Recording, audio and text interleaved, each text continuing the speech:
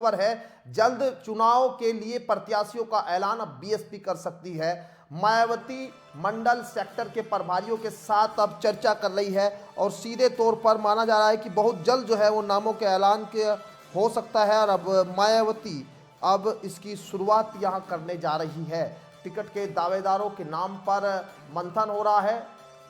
समीक्षा के बाद प्रत्याशियों की पहली सूची जारी की जाएगी बहुत जल्द, ये जानकारी मिल रही है। पहली सूची में पश्चिम यूपी के प्रत्याशियों के नाम अब इसमें शामिल हो सकते हैं। ओवैसी के साथ मिलकर लोकसभा चुनाव भी लड़ सकती है बीएसपी, यहाँ ये जानकारी सीधे तौर पर मिल रही है। और अब कहीं ना कहीं पश्चिम उत्तर प्रदेश को साधने के लिए भी एक बड़ा प्लान तैयार करने की एक कवायद अब शुरू हो चुकी है।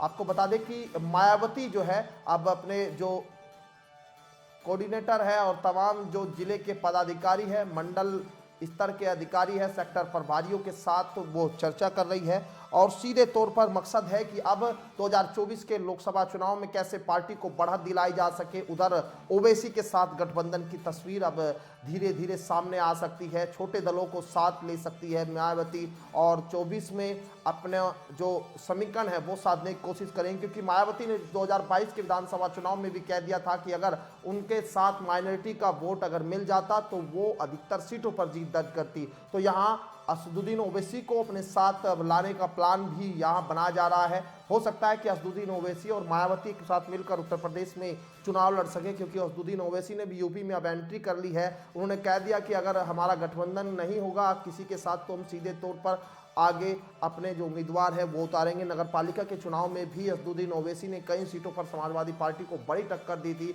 और अगर अब यहाँ मायावती के साथ गठबंधन होता है तो समीकरण जो है वो बड़ा बदलाव हो सकता है। समाजवादी पार्टी को इसका बड़ा नुकसान देखा जा सकता है।